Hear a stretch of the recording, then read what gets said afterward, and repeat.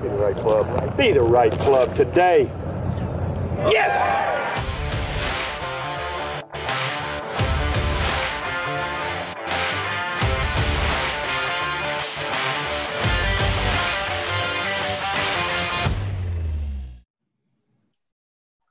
All right, you ready to rock and roll? Yeah. Hey, everybody. Welcome to another Be the Right Club Today podcast. Really excited about today's guest, Mr. Martin Chuck. Martin's one of the best instructors in the world, runs one of the best, one of the busiest golf academies down in Arizona, down in the warmth, down in Scottsdale or Phoenix, and is also the inventor of all the awesome Tour Striker training aids that we use here at the academy, and you guys are seeing being used all around the world. So, Martin, welcome to the podcast. Thank you, guys. Chase and Hal, great to be with you. And I'm remiss to say if I'm not a big Hal Sutton fanboy.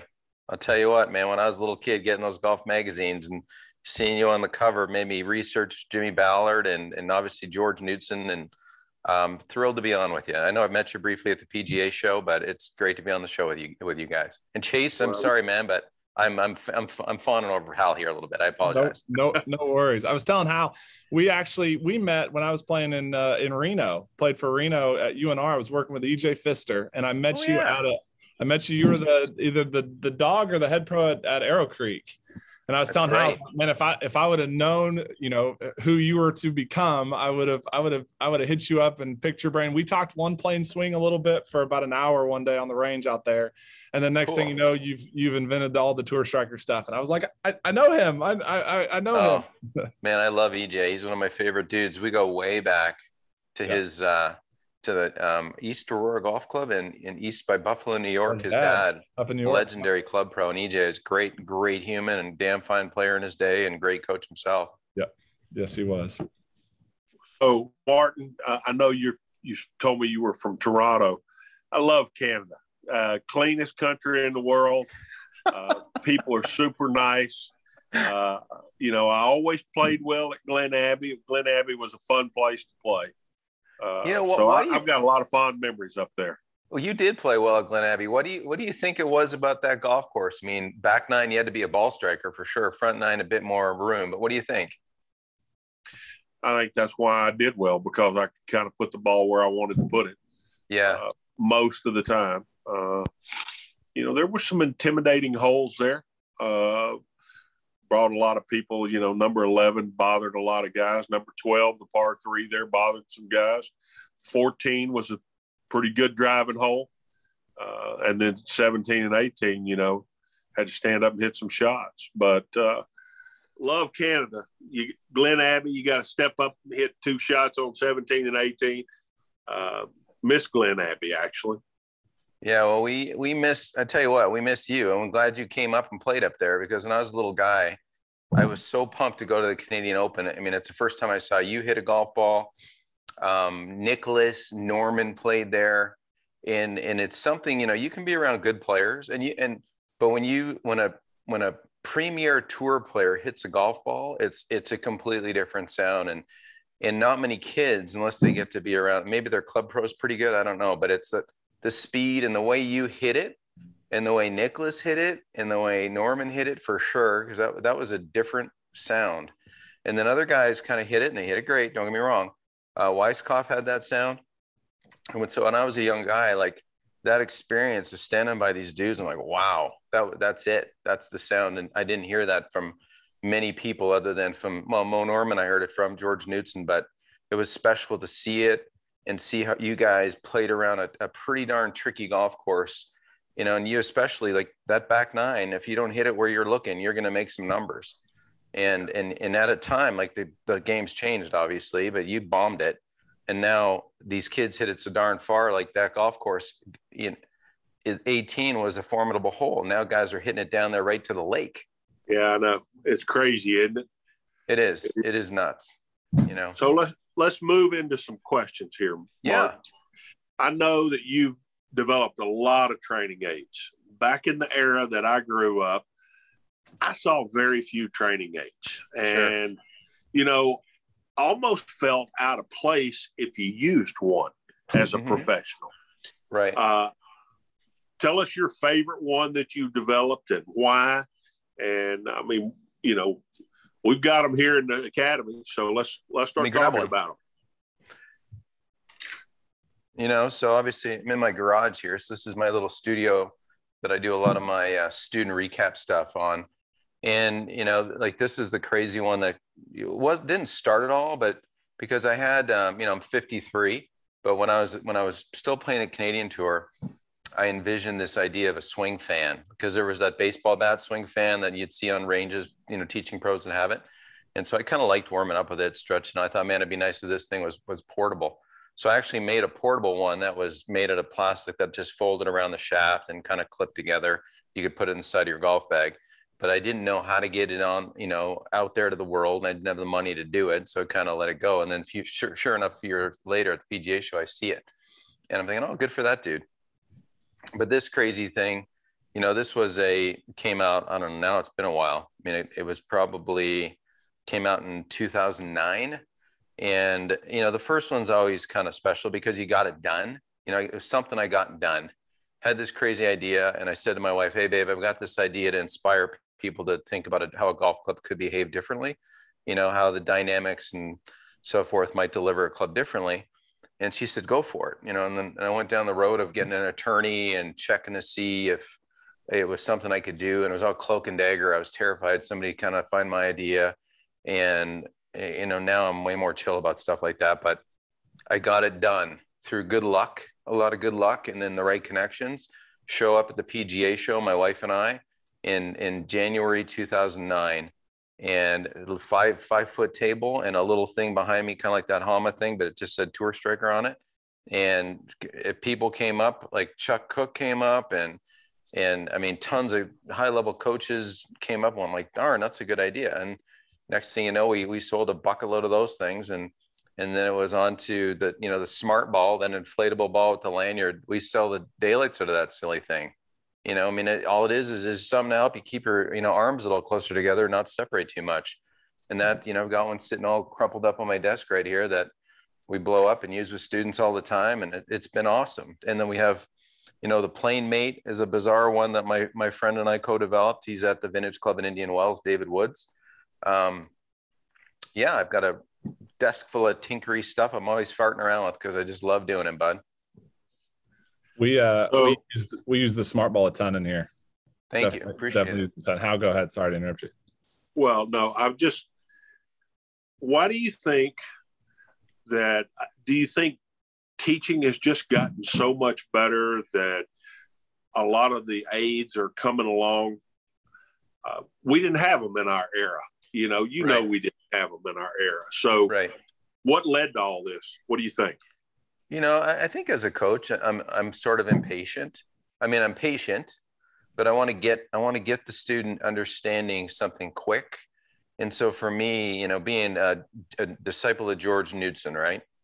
And then my other influences were golfing machines. So you couldn't have two guys farther apart. You had George on one side and golf machine on the other side. Right. And, you know, I always saw good players, you know, wherever dress was and impact was just slightly different. And it's like, all right, so how do I inspire somebody to look at something different? Well, that's what the training club did that, because they're like, the story is kind of cute. This guy retires. He joins the club. He's 60 years old. He's literally a rocket scientist from England. I don't know that they had rocket scientists, but he moves over to Nevada to Arrow Creek, Chase, where I met you. And the guy wants to learn how to play golf. And every swing is like back up and hoist and hoist. And even when I got his hands on nice and the face made sense, he'd still try to back up and hoist it. And I used to do a thing with a Sharpie. I'd take a Sharpie marker and kind of draw a dot on the third or fourth groove in the middle of the face. And I'd say, watch this. If I hit a good shot, I can smear that Sharpie mark. And the guy looked, and he couldn't for the life of him unless he chunked it, you know? So, you know, how a body rotates and relocates a little bit, and how the weight of the club catches up a certain way. I thought, how do I speed that process up? And the silly club, when I put that in this dude's hands, he's like, you can't hit that. You know, and he goes, I go, watch, you can. And I just made a normal swing and the ball flew pretty well. And he goes, oh, I see. And then next thing you know, he started to see how, you know, maybe this wrist was a little in it, you know, it's starting to flee out of there, but maybe when he hit a ball, it was in a different spot. So it triggered, you know, a change in how he saw things. And so that's when I went to my wife and said, I think I got something here, because this dude changed right away. And then the ball was just super simple. because this thing fits in there. And on the way down, as you know, Chase, and how a lot of people, they want to separate and they'll steepen the shaft immediately. You know, to me, you're like the master. You're the first guy that made me understand connection via your time with Ballard back in the day, Hal, like, you know, how things didn't have to get so disjointed and stuff could stay in front of you. So the ball helped with that. And then wrist conditions, you know, one of my little gizmos that I use with people all the time, and I don't want this to turn into an infomercial, but you know, this little event and Martin, real quick, name them when you bring them up, because a lot of people are listening just normal. Yeah. So the educator is this little coat hanger, right? So the coat hanger kind of fits in the end of a golf club, and you can get it, you know, even with the face. And just so people realize that on the way back, you know, the weight of the club can change how the wrist conditions work. So when this thing's kind of on a golf club properly, you know, it'll start in one place and it'll go to another. And so that event, the dynamics that kind of create that, they're hard to kind of explain to people. But when you have something that you can visually look at and you go, oh, okay, you mean when I change direction, the weight of the club stresses a certain way and kind of makes the face do a certain thing. And if I do it wrong, it goes, you know, does something else. I'm like, yeah. So I'm just trying to get to the finish line faster. So if people can do it with an external device to give them a insight and awareness, then we take it away and see if they can do it. And if they can't, maybe give it back to them, because you can show them, but they need to feel it and they need to understand it. So if they understand it, then they feel it. The finish line to me is closer. And like Hal, you dug it out of the dirt with you know, some pretty good coaching, right? And maybe you'd have done things differently. You know, I don't know, and we haven't spent enough time together. My day was just like you. Now, I never got to the playing level you did, but I loved it. I loved hitting balls. I loved figuring it out. And I loved insights from Knudsen. The quips Mo Norman would chirp in my ear, which made no sense to me when I was a kid, but I loved being around the guy. You know, Ben Kern, who you might have known from the tour days back in the day, who played it. He was my the head pro at the course I grew up at, the National in Toronto. You know, so it's different now. Like nowadays, like a kid shows up on my range, and he stands in front of a machine, and he can either put up a 115 club head speed and a $175 ball speed, or he can't. You see what I mean? Like back in the day, how many guys could like do that? Like there was a few. Like you wouldn't remember this, Hal, but at the Bob Hope in 1995, 6, 7, we hosted it at Indian Ridge Country Club. Okay, I was the director of golf there, and you were coming out of a bit of a slump and starting to play really good again. You're like putting with like a hockey stick on almost. Yeah. And you're coming back, and Chris Astorga, who was an old buddy of mine, was looping for you, or not, maybe it wasn't looping for you then, but he had looped for you. And it was like, there was a bunker that was 240 carry, okay, on one of the par fours. Well, 240 carry now is a joke. If there's not a guy on tour that can't chip at 240, you know, right, and even into the wind, I mean, they're just going to send it. But that tournament at the Bob Hope that year, a lot of guys gave consideration to that bunker. Corey Pavin would play around it. I'm trying to think of the dudes that couldn't hit over the darn thing. There was a handful of them. You hit over the bunker, no big deal. It was the fourth hole on the course that we played at. It just made the par four easier if you could just chip it over that bunker. But I mean, like the game has evolved so much that these machines that you can either stand in front of this TrackMan or Flight Scope or Foresight and put up a number. And if you can't, it's almost a benchmark to say, hey, you know what? You ought to consider doing something else. Because if you can't like put some speed up, and you can't, like I can help you get your face and path a bit more organized. I can help you understand a few things that might make you a little bit more reliable in your downswing.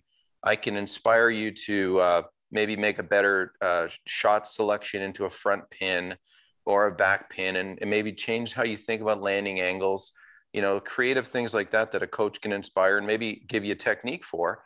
But I'm telling you what, if you can't jump this high, you know, I'm just joking. It's just as a you know, an analogy. You can't play, man.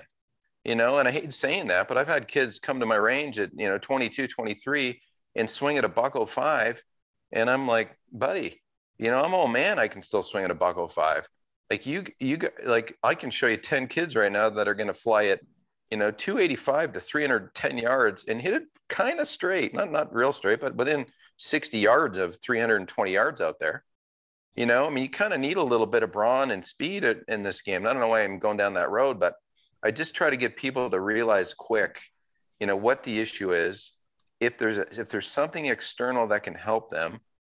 And my favorite thing is just a rope on the driving range, you know, 20 yards of rope and an aim stick at the end. Can you walk into the ball nicely? Can you start the ball where you want it to go? You know, because like that's my favorite training aid, and it's a piece of string and a stick.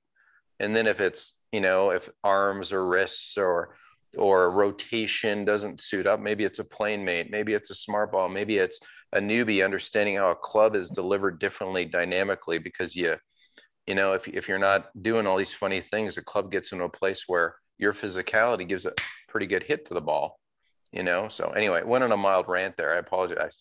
But I want to take it a little bit step further.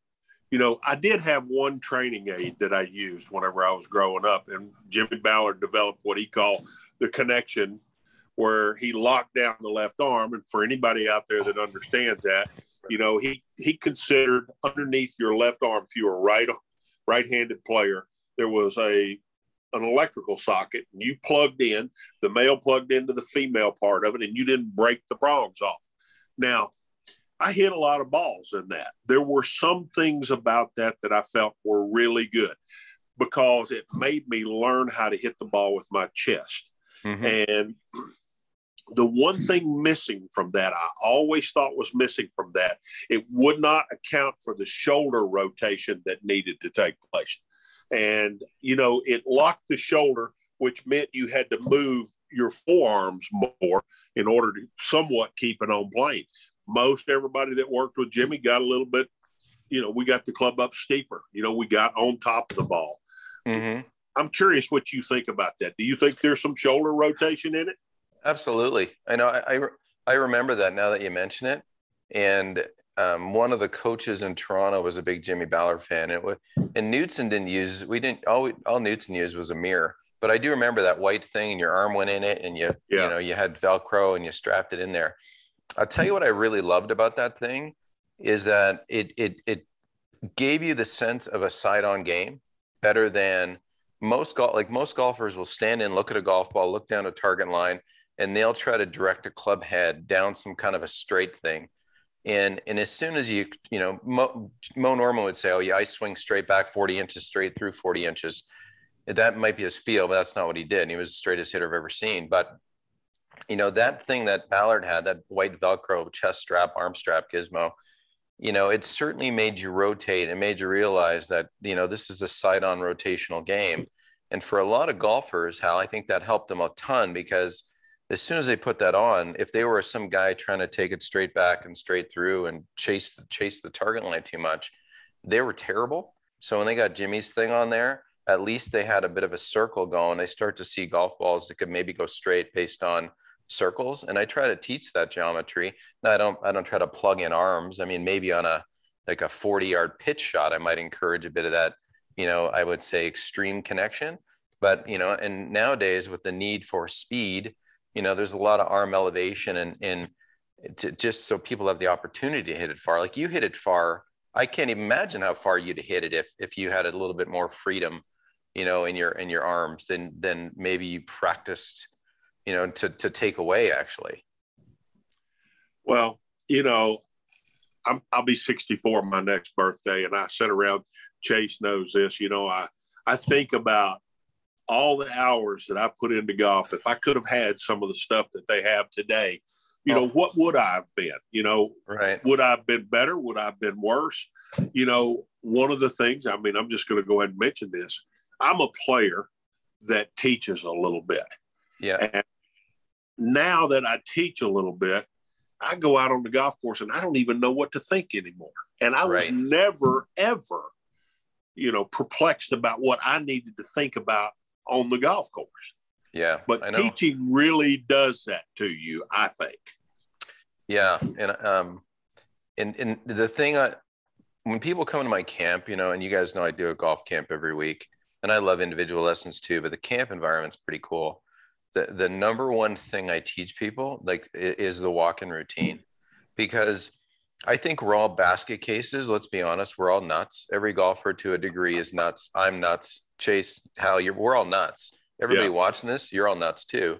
Now, the beautiful thing about somebody who can like break away and play golf is if you have this, it's almost like I call it a subconscious trigger. And I'm not a shrink by any way, shape, or form, but can you say, okay, I've got this shot. It's a $150. It's a little breeze in my face. Okay, it's this club. This is where I kind of want the ball to go. Okay, fine. Check those boxes. This is my plan.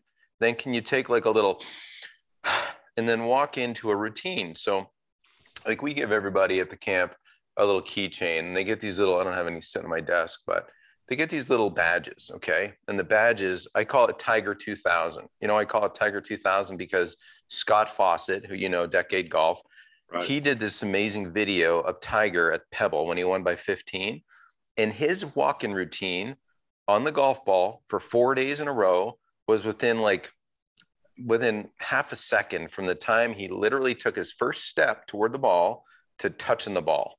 So by the time he kind of, you know, took a little half practice swing, fixed his shirt, stood back behind it, kind of sighted up, from that first step to was so spot on every single time.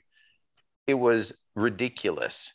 Now, so when people come to the camp, I tell them this, I go, listen, you're going to slice it, you're going to hook it, I don't know, whatever you're going to do, you're going to do. We're going to help you with technique, right? That's something I'm going to help you with a bastardized interlock grip that everybody messes up. And I'm going to try to help you with your grip.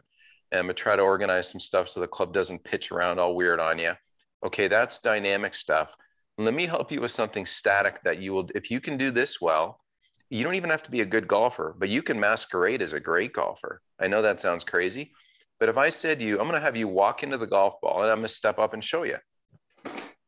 You know, if I said to somebody, if they did this, if they walked into a shot, you know, there's the golf ball, I'm hitting it toward the camera, and they stood in here and they made some kind of little semblance of a little practice swing, and then they stood back behind the ball. I don't have much room here. So, but can you imagine if they kind of walked into the shot and they paired their hands on and they took a little step of their trail foot, and then they aimed the blade, and then they looked, and then they set their lead foot and they dropped their right foot back, and they looked and they stood up a tick and they waggled the club, Ella, Nicholas, and Hal, and everybody was any good.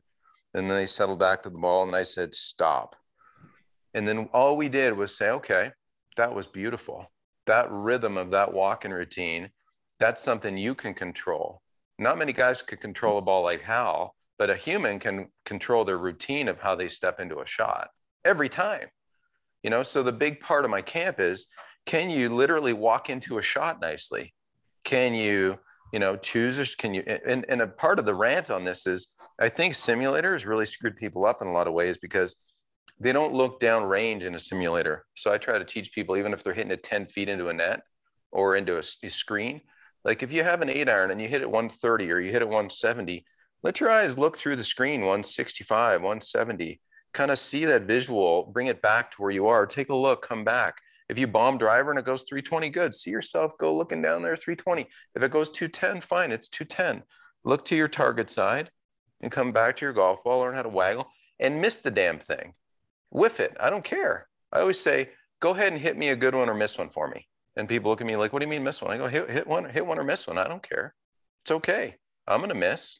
I'm going to, you know, I hit more good shots than bad shots, gratefully, but the routine with which you walk in, man, that's a huge thing. I go, you take that away from the golf camp, you're a way better golfer. You know, the technical stuff we're going to work on. Okay. Does your wrist get too cuppy? Whatever. Just give me this routine piece. And then before you yell the F word after you miss, give yourself 3 seconds. Knudsen always used to make us kind of reflect for 3 seconds, even if we hooked one in the toe, hooked one in the lake. You know, he's like, come on, what do you learn from that? Well, what could you learn? You know, okay, thank you. And then I could be pissy for a bit. Then I had to get over it, right? But so for me, it's just the massive part of how to walk into a shot every single time. Because if you can do that, now there's a bit of an autopilot. You know, there's a sense of calm. So way back to your point on when you're playing, Hal, and you're teaching and you're working and you're looking at everybody's mess, you're trying to juggle everybody's mess now. In this guy, and one of the top 5 ball strikers that ever lived, in my opinion, you, okay? And so if the Tiger 2000 bid is beautiful because Tiger goes through his little primer, and that doesn't count, by the way. what you do behind the golf ball, you might take a driver might take a big rippy practice swing and just get ready to go because you haven't hit a driver in 15 minutes because maybe it was a slow par 4 or something. Then you got to rip a driver. So maybe you get it ready to go. But then from that moment, you kind of sight it up and walk into it. That should be the same, man. That should be, you know, your couple waggles, your couple looks, a sense of calm, and send it. And then, you know, wherever it goes, do it again. Hopefully it's something that's, you know, it's in front of you and it's an easy day and it's not, you know, you're not chipping out of the trees all day or figuring out all kinds of funny shots based on, maybe it's an easy day, maybe it's not an easy day, but the routine should be something you can control and you can do time and time and time again.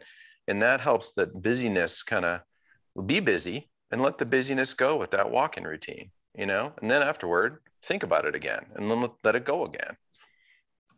Martin, one of the things we talk about a lot on here to that point is, you know, golf's really hard and we really don't have control over the golf ball. You know, Hal is one of the best ball strikers ever, and he still hit a lot of bad shots. And so it's that whole idea of control the things you can control. You can control you can control your intention, you can control your pre-shot routine. And so I love that. Even, you know, these people come to you and they're like, fix my golf swing, my swing sucks, I hit it terrible. And you have to kind of slow them down and say, look, let's make sure we're at least starting the foundation correctly to give yourself somewhat of a chance to be successful. And then the post-shot routine, I think, or the assessment is so important too. Okay, you hit it out in the woods. First point was your pre-shot routine the way you wanted it to be? Was your visuals, was your commitment, was your breathing, was it how we want it to be? Okay, cool. Now you can be a little nicer on yourself. If it wasn't, you start there, because again, we're just going to hit bad shots. We're never going to own the golf ball forever. It's just not going to happen. We're going to borrow it for a couple of weeks at a time, and then it's going to leave us again. It's one of the rants. Question for you about students. So you talked about, you know, what you tell your students. What do you want from your students? Who, in your opinion, what makes the best student? Musicians do. So I always ask people, I start my camp off juggling 3 balls. And I always usually pick a lady because I'll pick a lady because it's kind of funny and they get embarrassed and they giggle and that breaks the ice. And I'll say, and I can juggle 3 balls, no big deal. But I'll say to them, okay, you know, 2 balls in one hand, 1 in the other, just toss one and catch. And they can do that. Okay. And so if I demonstrate the start of a camp, you know, so juggling 3 golf balls, right? Parlor trick. But so, you know, this is step 1. Can you do that? You just toss and catch one. And most athletes, if you played, you know, baseball, basketball, football, whatever, and obviously ladies haven't done as much of that as guys, especially the ones that come see me, 50 and older, is usually the campers that come see me. I get some younger ones, but usually that's the age group. I always joke my favorite people are the ones with time and money, and that's usually the people that come see me. They're 50 and older. But so a lady will do this and catch it, and we'll applaud. Hey, way to go, Susie, that was great. And then to kind of sequence from here to here, nobody does that unless they've worked on it. That second part, when this one's up in the air, can you throw it underneath it and trade golf balls hand to hand? Every once in a while, I'll have a lady like all nervous and she'll cheat. She'll do this, and then she'll go and try to hand one to her hand. And then pretty soon, like, I won't take long because I know everybody wants to get going. I just do it as a joke to say, hey, here's a step, you did it, great. Here's the next step, maybe you dropped the ball, and that's okay too. Let's just keep on with the steps. You know, I joke at my camp. I say, come on in the studio, I show them around. And I say, I have a magic wand, and I do. It's a Harry Potter plastic magic wand I got at the Harry Potter thing in England when I took my kids there. I did some coaching over there. I said, I've got this wand. I'm going to make you all freshmen in high school. And they giggle. And I go, here's why. I go, I'm going to coach you selfishly for me. I'm going to coach you because I care about how you are, but I want you to make my high school team.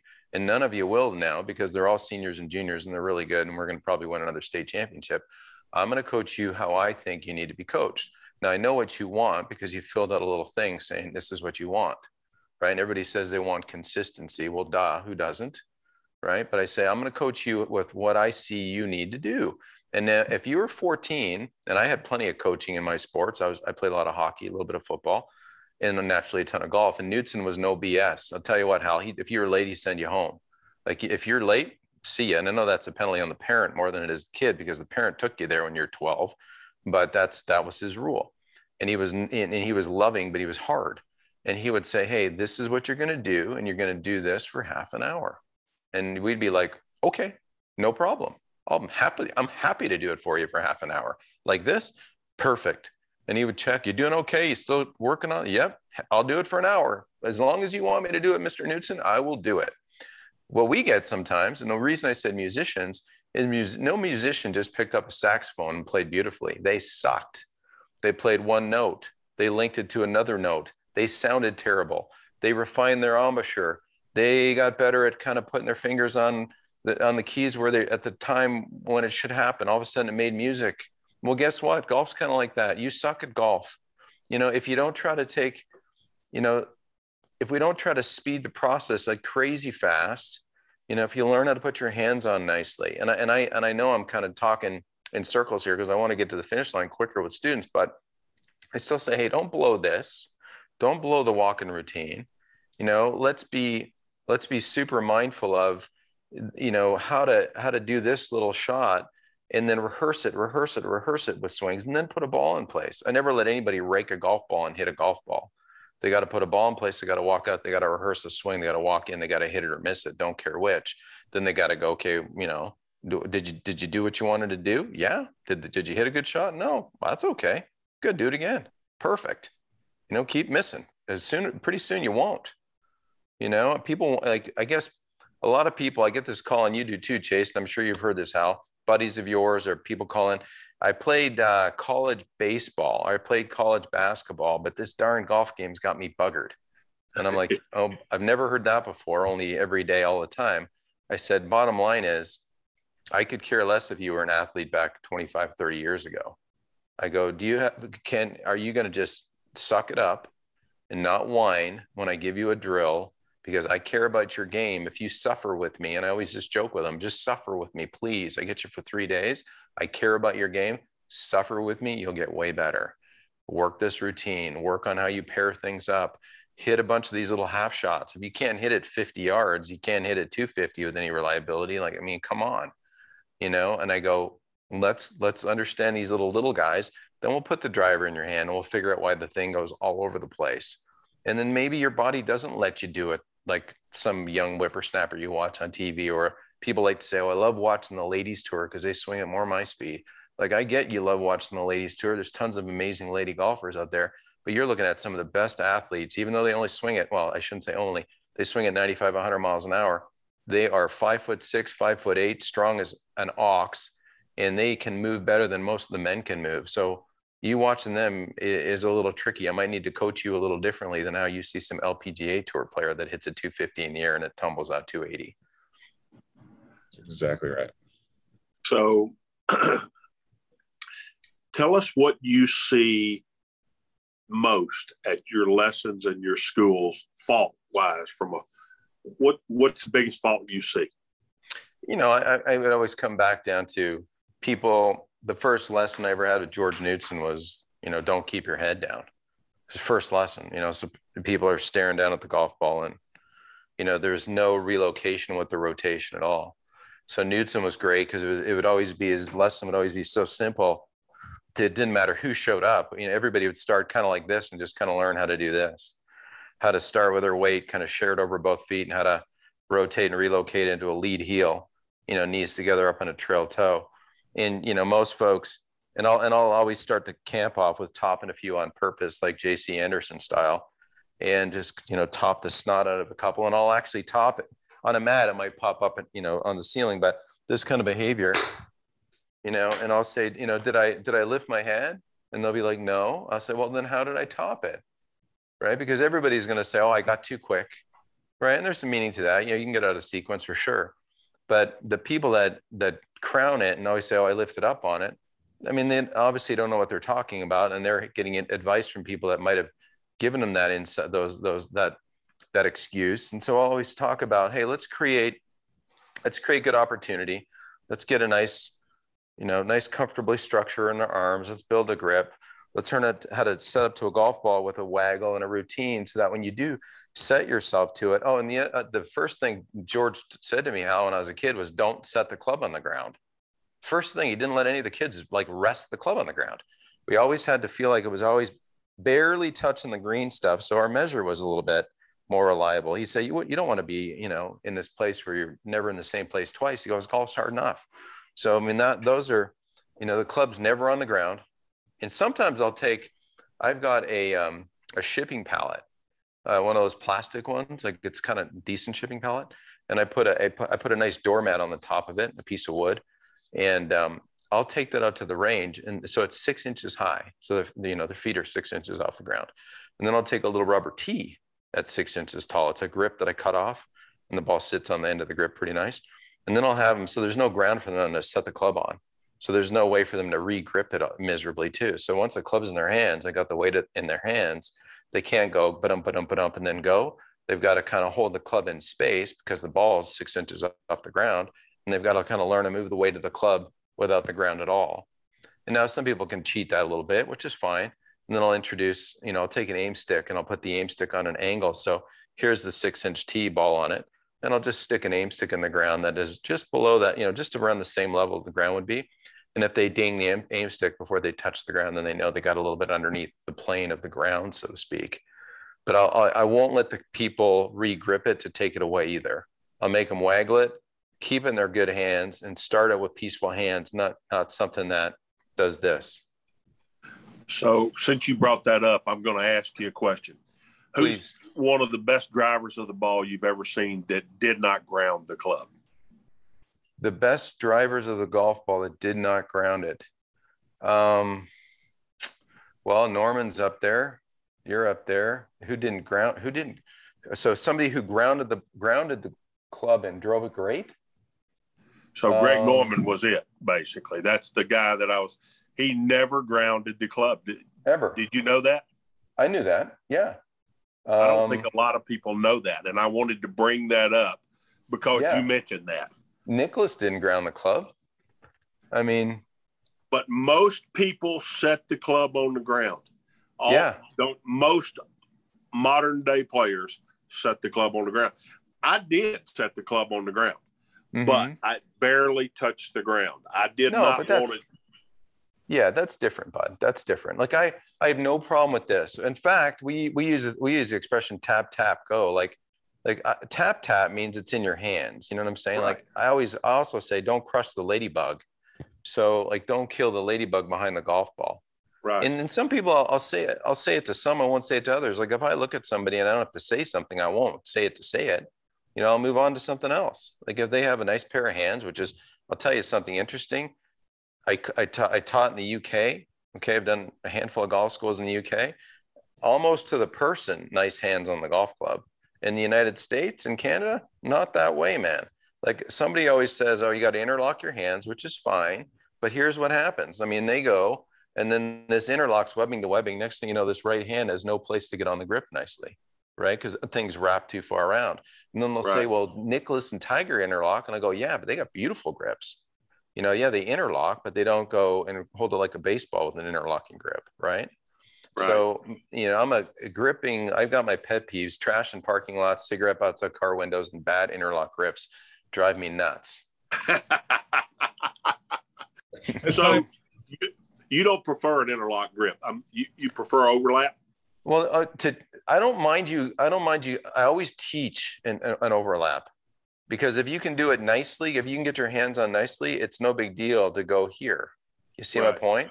And then I know the merit. I mean, the merit's simple. An interlock grip, like this whole thing of connecting the hands from coming apart, rubbish. When an interlock grip is when you take your left hand index finger off the grip, when you squeeze, there's a ton of tension in thumb and index. So if you can take that off, like you're never going to bust your own pinky finger. So it takes a little bit of tension off, which I understand. People always think it's to connect hands. I go, those are just as connected. Mo Norman did this forever. And then as he got older, went to 10 finger. I just think that learning the grip in an overlap is easier. And then some people bugger that up too and go too much around and too much in the right palm. I mean, you see it all day. So. Yeah, it's funny. We tend to say the same thing about Tiger and Nicholas interlock, but we tend to kind of prefer this one, the overlap a little bit more. But go ahead. You were going to say something. So do you think, I didn't know Mo Norman 10 fingered it towards the end of his lifetime. Do you think that's why Dave Barr 10-fingered it? You know, Dave, man, who knows? You know, who knows? Like, I didn't know Dave very well. I played with him one time. I was around him a handful of times. You know, he don't know why he 10-fingered it. What's the guy on tour? There's been a few. Estes, the guy from Vegas. He's a damn good player. What's his name? He's currently on tour. He's been on tour 20 years.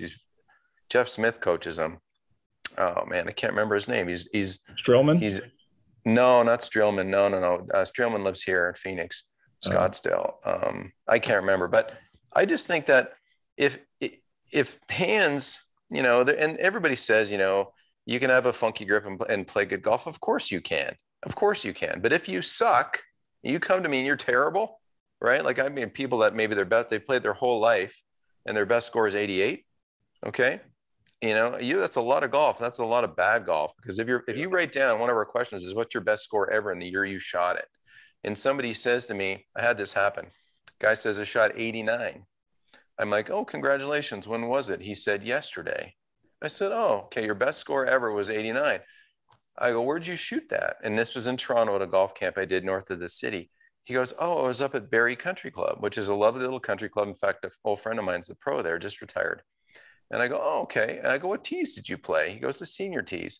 Now, the senior tees are one step behind the ladies' tee. Like, I'm talking there, the flower pots. It's 5,000 yard, 18-hole golf course. It's chip and putt. And this guy's best score ever was 89. He'd been a member there 40-something years. You know what that's a testament to? Enjoying the outdoors, because that's not golf, what he did for 40 years at that place. Exercise. So when he came to me, I'm serious, let's be honest. He came to me and his grip was awful. And he goes to me, he goes, you mean to tell me you're going to change my grip? I go, well, buddy, I mean, you've been a member of this club for 40 years. You broke 90 one time. You basically shoot 100 every day, because if your best score is 89, you're going to go shoot 99 every day. You know, you shoot 62, Hal, or 60 or 59. You know, it means you're going to go shoot 69, 73 every day. You're going to shoot 10 more than your best score ever, unless the planet's in line, right? And so, you know, the guys fight me on stuff. And so sometimes I got to say, listen, bud, I mean, you can choose to play really bad golf. You came to this camp. Why not just explore the possibilities of what I'm going to show you here? Explore it. You know, let's explore this, because I'm not going to make you any worse. I hate to, and I joke with people all the time. I say, you sucked when you got here. And I know you just hit a few bad shots in front of me, but you still suck. And that's absolutely fine. Deal with the challenge I'm issuing for you. I got your back. And by the way, at my camp, you don't just come and leave. I create this online platform for you with Coach Now, which you guys are probably familiar with. You know, if I turn it on right here, I've got 3,500 students in this right there. And so they're welcome to post swings, and I get back to them all the time. I've got one notification at the moment here. Let me see who it is. I got this lovely little girl from Toronto who, you know, is working on her swing. You're invested in seeing them improve. Like we all totally are, right? We win if they get better. Like, you're not going to. Amen. Is it Scott Piercy? Is that who it was? Yes. Scott Piercy. Yeah. 10-finger grip. Great striker. Yeah. One of the things that Hal and I talk about this all the time, and we see, you know, if you follow the Facebook groups online, you see a bunch of people talking about handle dragging and how bad it is. But one of you know, your first uses for your training aid was for low point control. Shaft lean and low point control. I can't tell you how many 1 degree down attack angles that we see in here, and 7 to 10 right pass. And that is my biggest pet peeve. I say it all the time, controlling the circle.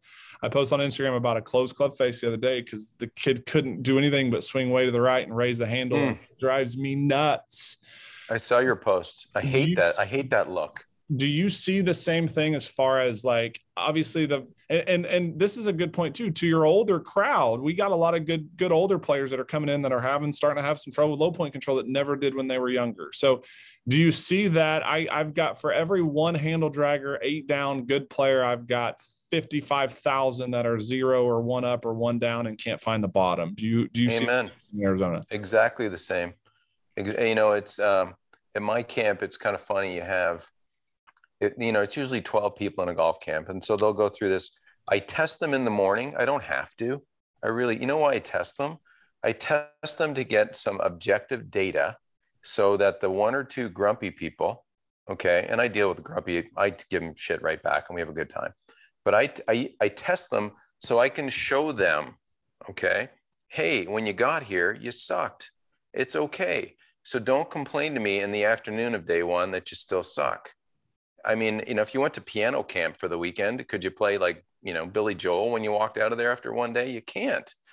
We're working a process here. I want to educate you on why, you know, this club is, you know, for that strong face, shallow, you know, no angle of attack person, why that is the case, like why they respond to that face that way, or they'd smother hook every golf ball. You know, why this like super cuppy wide open face person has to back up to buy more time to square the face. So once they start to go, okay, man, all right, this is the low hanging fruit of why I'm not the golfer I want to be, right? So I'm going to give them a broad scope of why I think they're not the golfer they want to be. But every golfer gets the walking routine. Like that's something you got to do. I'm sorry, every player, anybody who's ever been any good, like when you hit that shot at Firestone, Hal, you might have, I guarantee you, your heart was a bump, a bump, a bump, a bump, a bump. But there was some kind of inner peace where you were like, okay, this is my club. Yeah, it's dark outside. You walk into this shot and you went through your routine and you looked up and you're like, thank you, God, be the right club today, you know? And it was like a decision. And then somehow it wasn't lucky, man, right? There was a routine of things and the ball got in the way of routine. And maybe you toe it a bit and it overdraws by 5 yards to the left, or maybe you neck it a tick and it just bleeds out to the right, or maybe you flush it and it's perfect, or maybe the swing's not perfect and you toe it close, right? Like nobody realizes like bad swings can produce a good shot and good swings can produce, you know, a bit of an impact error that's not pleasing, that can go in the lake, right? Like you could have made a good swing, but maybe you hit it on the neck and the ball, you know, spun a little off to the right and went in the water. Or maybe you towed it a little bit and the ball hooked into the left rough and now it's thick and juicy and you can't advance it. You know, so you gotta be able to control that stuff. And, you know, that's why, you know, what's the thing, the root of destroying their ability to really control their golf ball? We work hard on that. At the camp, everybody wants to know the schedule. They always say, okay, well, what are we going to do from 11 o'clock to 12 o'clock on the second day? Are we going to learn how to, I'm like, you're going to, you know, I post a schedule because everybody wants to look at one. I'm going to tell you when I'm going to feed you. I'm going to give you breakfast. I'm going to give you lunch. And then I take them out to play with them every afternoon. Like they go play with my coaches. They're all good players. And so they get to see how we'll talk through a shot. Like it's a front pin. Okay, so the high-speed golfer can hit a hard shot up in the air because when it lands, maybe it stays there. Does it have a false front? You might want to be careful hitting a hard shot. It might spin down back off the green. You know, there's a back pin. Now, maybe I take a little off a shot, land it in the middle of the green, let it trundle to the back. You know, there's maybe a lady's got 75-mile-an-hour driver swing speed and she's 150 yards out and she's got to pull that head cover off some kind of hybrid, right? Well, I'm saying, okay, careful, take a look. See the front of the green's kind of baked out right there. It's kind of dry. That ball's going to land right there. Guess what it's going to do? It's going to go boom and roll across the green. Oh, I never saw that. I'm like, I know you didn't. I want to help you look at the surroundings and and it's like poker, man. You got to kind of, you know, or chess, you got to look at it and go, well, is it going to be wet in front of the green because all the moisture goes from, you know, the back of the green to the front of the green? Is it dry? Where's your ball going to land? Can a slow swing speeder land it on that green? No, they can't. They got to land short and trundle on, or land short and get stuck in the wet stuff and chip it on. That's okay. You know, so we take them out to play too. So they can walk through the routine. And then maybe we talk about strategy a little bit and ball above the feet, ball below the feet. Oh, the wind's up. You know, that's a beauty. You know, like TrackMan published a great study a number of years ago now about like into the wind and how much it beats up a golf ball, and down the wind, it doesn't help you as much as you think, you know? And so people into the wind, I can't even tell you. And how you played and how many pro-ams and how many of your amateur partners ever hit it pin high?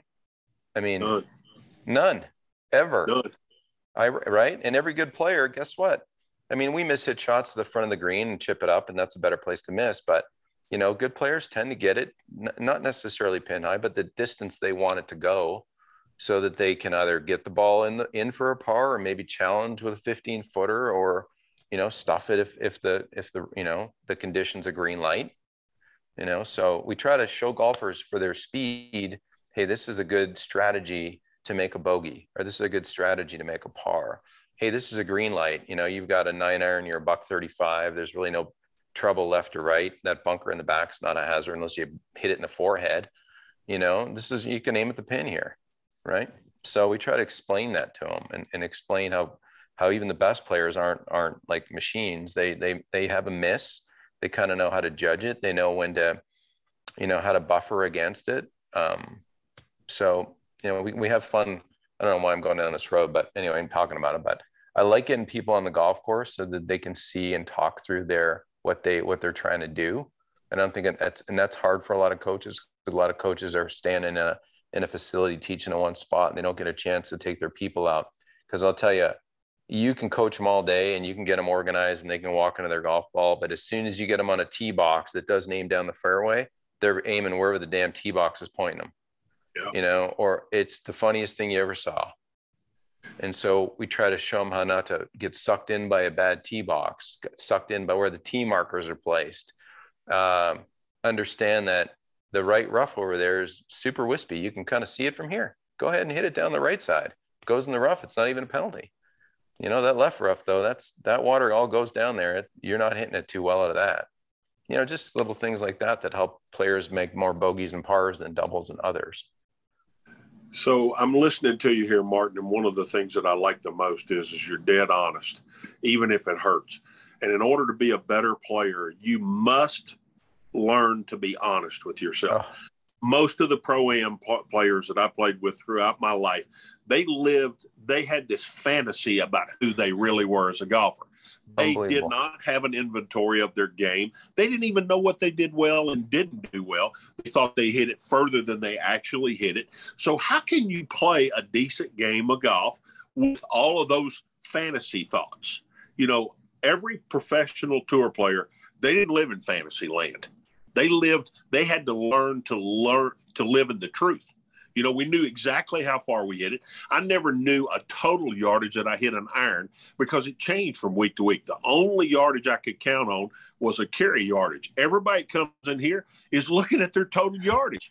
It's a joke. I mean, the simple things that we take for granted as good players, the players that you're teaching all the time struggle with those things. Is that what you're finding?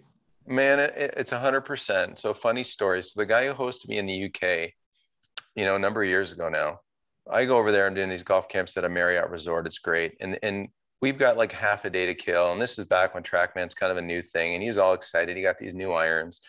And so I said, hey, knock yourself out. He goes, I'm hitting the shit out of these irons. I'm like, okay, cool.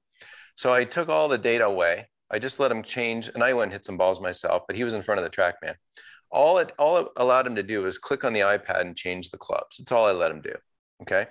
So he came back. He goes, I'm done. I'm okay, cool. So I turn on the data. I go, okay, cool. So your 7-iron, I go, your 7-iron goes, it averaged a $135 in the air. And then there was this pause of disbelief. Like, no. I hit my 7-iron 160. I'm like, no, I hit my 7-iron 160. You hit your 7-iron 135 or whatever the number was. He goes, no, I hit it. I'm like, buddy, you can bullshit yourself or you can be a good golfer. Here's the facts. You know, I used to sort of play. I still can kind of play. I swing my 7-iron about 86 miles an hour, 87 miles an hour. When I hit it solid, it flies 160, 165. And that's not with a jacked up loft. That's with the loft that makes it go up in the air with a bit of spin on it. And it lands at this number. I said, you've got some decent golf clubs here. They weren't all like rocket ships. Like everybody buys these rocket ships now. That's part of the problem too. They hit this knuckleball that has no spin on it. It won't stop where it lands. And so he was just so befuddled that in his mind, to your point, Hal, he didn't have this fantasy anymore. So we played that afternoon. And I said, okay, here's a good example. We got a $135 to carry this bunker. And this is in the UK and there's a stacked sod wall bunker right there. And I go, okay, $135, a little bit of breeze for me, pins on about 10. Okay. I'm going to chip an 8-iron. I'm going to little chippy 8-iron, a little Tommy Fleetwood hold on that thing. I'm going to flight one in there and I hit a nice shot. I said, okay. So I said, I'll give you as many balls as you want and you can hit 7-iron. I guarantee you, unless you bone one right in the forehead the right way, none of these balls are flying over that bunker with this little bit of breeze, you know? And so we're friendly by now. And he's like, okay, do you think one ball got on the green? Not one. Not one. He hooked a couple hard ones left, chunked a few, hit a couple that were, oh, that's there, boom, into the bunker. And I said, okay, please now do me a favor. Take this 6-iron, okay, or take this 5-iron. And, you know, you can swing a little under full speed on an iron, by the way. Did you know that? You know, like shocking, right? I go, you can actually take a little off and just kind of feather one on the green and, you know, kind of control the flight a bit. And sure enough, he hit a couple on the green because nobody's on the golf course. We're out there farting around. And he was like, man, like, oh, my, you know, just like in his brain, just like shocking, right? Nuts. But anyway, you got to be truthful. Like, you're right. You really got to be truthful. Yeah. You really got to learn to be honest, to be a good player. So tell us, you told us about the first time you met George Knudsen. Mm-hmm. Tell us about your relationship with George Knudsen, because wasn't it extended? Didn't you have a longer relationship? Yeah. You know, sadly, in 1989, he passed away. But when I first met him, you know, I went to a golf camp. My dad signed me up for this one-day thing with him, which was fantastic. And he basically said, okay, do this. And I did it. And I tried hard all day. And at the end of the day, he told my dad, he goes, you know what, if I have an open spot, your son can come back for free anytime. And I was like blown away. My dad was blown away. And that was like, wow, okay, cool. Because I loved golf. And if this guy, you know, was who could hit it, is like he hit it, was giving me insights, I was going to listen. And man, and if I get a kid that motivated to be good at golf, I'm like, I'll do anything I can for that kid. Old gear, here, you want that club? If it's not too stiff for you, knock yourself out, it's yours. Come back, sit in on anything you want to sit in on, it's yours. But if I get a kid who's a sniveler whiner, man, I don't even want to coach him. I don't even care how much his dad pays me. But, you know, so basically from that time till he started a junior golf academy with Ben Kern at the National in Woodbridge, just not, you know, the other side of town from Glen Abbey. But did you ever play the National, by the way? Did you ever get up there? I did not. No, I didn't. Oh man, you'd have loved it. It was, to me, it's still my favorite course in the world. And so good. A US Open every day there, honestly, that good.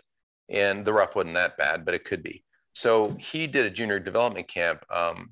And I was a part of that. So he would coach us in the morning for 3 hours, and then we'd go off to do a job, divot repair, caddying, pulling weeds, do whatever. So we trained, we worked, and then we could go play. And we did that all summer long. It was fabulous. And then when I was 16, he opened his own range. He broke away from the National. Some guy gave him however many acres you need to open a range beside a golf course on the main thoroughfare, north-south in Toronto. And I went to work for him there, as did some of the other kids. So we'd make a living. And here's the thing. It was a private range. It wasn't expensive, but you had to pay $300 a year to be a member. So you couldn't just come off the street and hit golf balls. You paid your $300, then you could buy your golf balls. And so what George did was, hey, they had to come in. There was this like introduction thing. George would go through a spiel with everybody on how he believed the golf swing worked. And then they could go hit as many balls as they wanted when they bought their golf balls. And then me and the guys that worked there, and you would know Brendan Little, Gary Woodland's caddy. Brendan worked there with me, Butchie, and David Moreland. You probably know David Moreland. And so we worked at this place, and we would walk the range. And if somebody they'd been trained by George in his intro clinic, and then we walk the range and say, hey, how you doing? The guy'd say, oh, I'm still slicing. And we'd like, okay. So we would look them where their alignments were. George taught us enough to kind of look at the top and see if the face was getting too crazy. And then we would try to explain to them, hey, so when I'm 16, I started kind of coaching. I wasn't paid for lessons. I was paid by George, my $10 an hour, whatever he paid me at the time was a lot of money. And I got to hit as many balls as I wanted to. So George would be there every day, and then we'd be there all the time. And then George was getting ready for the Champions Tour. You know, at the time he was 49. And I'll never forget this. Titleist sent him like a crate of clubs, his bladed FM Precision 7.0 shaft, crazy stiff shafts. And they sent him like 6 or 7 of the same club, exactly. Thick corded grip, super stiff shaft, Brunswick Precision 7.0s, and these Titleist blades. And so I was there the day we got to take them all out of the boxes and put all these wedges in here and all these 9 irons and all these 8 irons and 7 irons. And anyway, he went out to the range, and there we go. He hit one wedge, tossed it in this pile, another wedge, tossed it in this pile. And then he got 2. And then he said to us, hey, do me a favor, wrap those up real nice, put them back in the box. We'll ship those back to Titleist.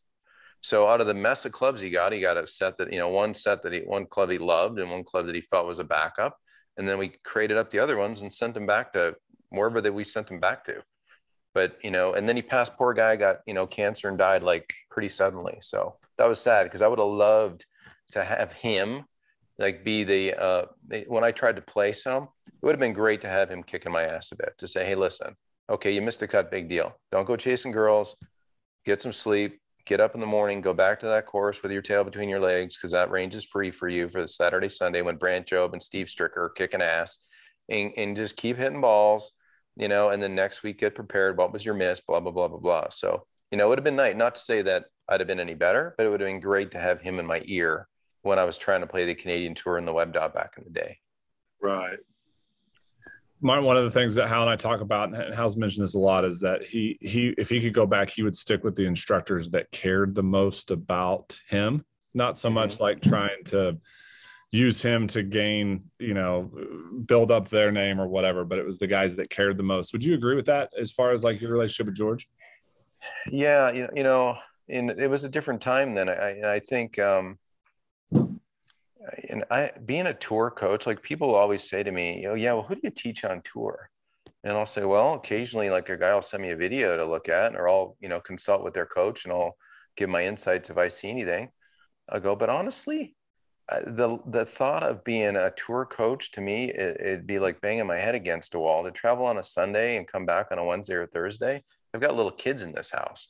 I have more damn fun going to a sporting event or my daughter's dance and just being a dad, so I can't imagine like that lifestyle. Like I give a lot of credit to guys like Foley that could keep their marriage together and keep their wife loving them and kids liking them being gone as much as he had to be gone to create his, abilities as a coach. And those guys out there every week, I couldn't do it. I really couldn't. Like I like my little life. I'd have a fun golf camp. People come see me. In the summer, I take my little camp on the road. I'm gone about 10 days a month. I play in the section events here in Arizona. I'll enter those and put my tee in the ground and see how I do. And it's nice. And if some tour player or some really good player, wants to take a lesson, I say, okay, yeah, go to tourstrikergolfacademy.com and go ahead and click yourself a time, and I'll tell all these coaches out there, I don't, anything booked on my calendar is booked and paid for in advance. They click it and they buy my time, because if they do that, I'm going to show up. Well, I show up anyway, but they're going to show up because, you sell your time in this business. And, I have my training aid business, which my wife, Stacy, runs. But, when you're selling your time, I try to tell these coaches, they got to have respect for you, man. I mean, if they want your time, like if I miss a haircut, I pay the guy anyway the next time I see him. Because I don't expect that guy to sit around for, he lost $30 on me because I made him boo-boo and I was late or I forgot about it. Like that's not fair. But you're a guy selling your time and your expertise, which is a ton, both you guys. And if some guy, I can't make it. Well, if you paid me already, guess what? You think anybody has ever missed a lesson in 11 years at the Raven? I can't think of any. I cannot think of any. Now, a couple times in fairness, I book people in because they've had a hard time on the website and stuff. And guess who's missed a couple lessons? Those people, because they didn't have skin in the game when it was time to get there. So I don't even know why I went down that road. But a lot of coaches are watching this. Sure. And respect your time and people will respect you more. Well, especially as much research and work we put into our craft to get better. It's not just like it was in the old, like there's a thread going on Facebook that some, or on Twitter, that says something about fitters shouldn't be paid if the customer buys clubs from them. I'm like, it shouldn't be paid a fitting fee. I'm like, man, that's so tough. Like there's a lot that goes into this. We're not just telling everybody to keep their head still or swing to right field or all the old stuff that used to happen. Last question for you. Give every golfer listening at home a New Year's resolution to help them improve their game on any level. New Year's resolution. I was never a big resolution guy because I wanted to do something, I would just do it. It was June or it was December or whatever. But I'd say the older dudes that I meet, there's a sedentary lifestyle that I would say to them, you want to get better at golf, just be a little bit better fit human, make sure you go on walks, try to do a little stretching. I would tell you that, I'll give you one little funny story. We're at the PGA show years ago, our little booth, the second year, and there's this dude beside us who's called the Golf Yogi. Mark Williamson, great guy. We're great pals now. And he had a training aid called the Golfer's Toolbox. And we bought that off him. We're going to relaunch that. It's a fun little product. And it's a T-square you see on the ground in all my videos. And it's got a bunch of things. And we've changed it. It's going to come out sometime this year. And so he's a yogi guy and he's a fitness guy. He's a damn fine golfer too. And so my wife goes, hey, why don't you have Mark come and do a little part of your golf school, like teach people how to stretch and warm up properly. And I'm like, these guys don't want to do that, babe. They want to hit the golf ball. They don't want to, no. And so sure enough, just give it a try. Well, that was 10 years ago. Okay, Mark has come to my golf camp every week now for 10 years, every one in Arizona, 22 that I do.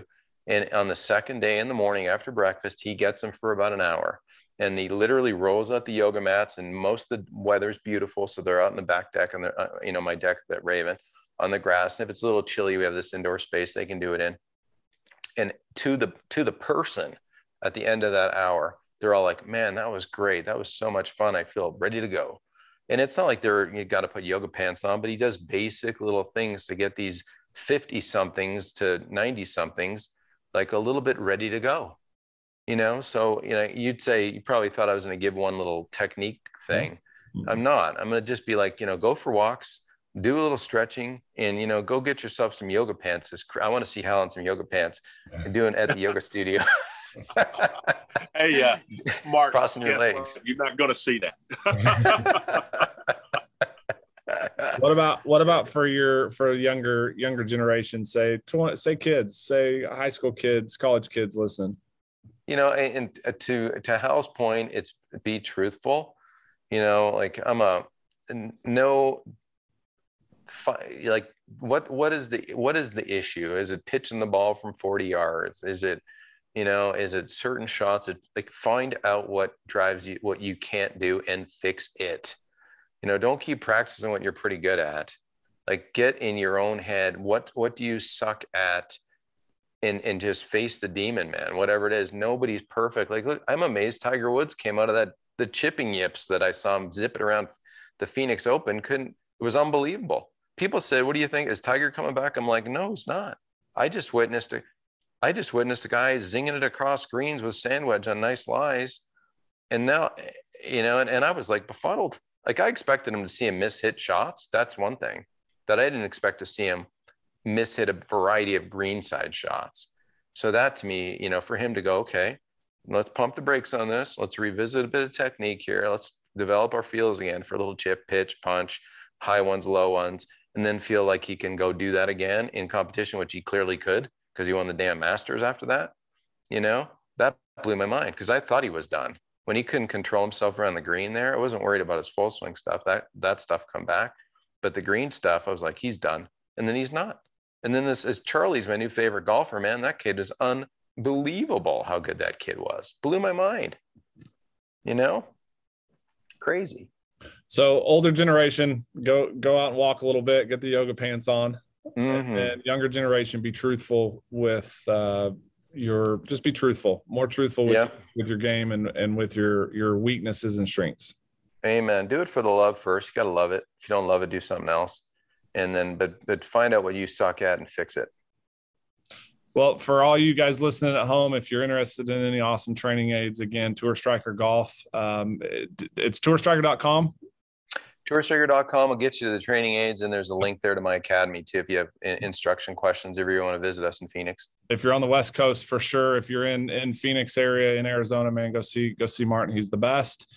We're big fans of your products. Like I said, I think I use the smart ball about every day. Hal, take us out. Martin, it's been a pleasure having you on. I've admired the stuff you've developed, and now I admire you with what you think too. This is the first time I've ever really listened to all the stuff you think. You think like a good player, and that doesn't surprise me. There's a reason why you spent a lot of years becoming a better player. And like you said, you got to get paid for your time. You've invested your lifetime into it, and people need to understand that. Thanks for coming on, and we'll have you again sometime if it's convenient for you. Well, I'm honored to be on, guys. It's been a pleasure, Hal. I've been a big fan for a lot of years, man. So Merry Christmas to you guys, and be healthy, and we'll see you down the road, okay? Thank you. Merry Martin. Christmas. Merry Christmas to you too. Take care.